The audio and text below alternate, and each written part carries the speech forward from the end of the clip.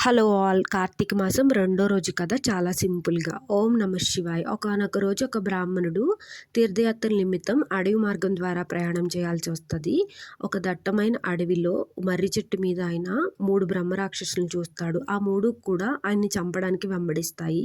అప్పుడతను భయాందోళనకు గురయ్యి, భగవంతుడా నీవే దిక్కు అనుకుంటూ గట్టిగా అరుస్తూ హరినామాన్ని జపిస్తూ పరిగెడుతూ ఉంటాడు. ఎప్పుడైతే ఆ బ్రహ్మరాక్షసులు ఆయన వెంట పడ్డాయో, ఆ నామాన్ని వింటూ ఉంటాయి ఆయన వెనకాల పరిగెడుతూ. అప్పుడు ఆ మూడిటికి కూడా జ్ఞానం కలిగి ఆయన పాదాల మీద పడి, ప్రభు మేము మీకెలాంటి హాని తలపెట్టము. మాకు విముక్తి కలిగే మార్గాన్ని చూపండి అని ఆ బ్రాహ్మణుడిని అడుగుతాయి.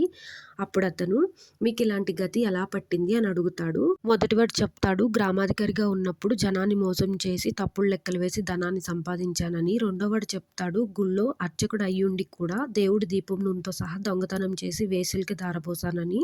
మూడోవాడు చెప్తాడు, సంపన్నుడైనా కూడా తల్లిదండ్రులను సరిగా చూసుకోలేదని చెప్పి.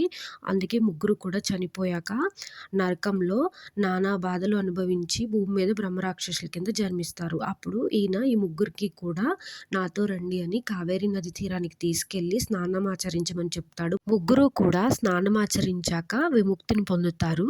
కార్తీక మాసానికి ఉన్నటువంటి ప్రత్యేకత వల్ల.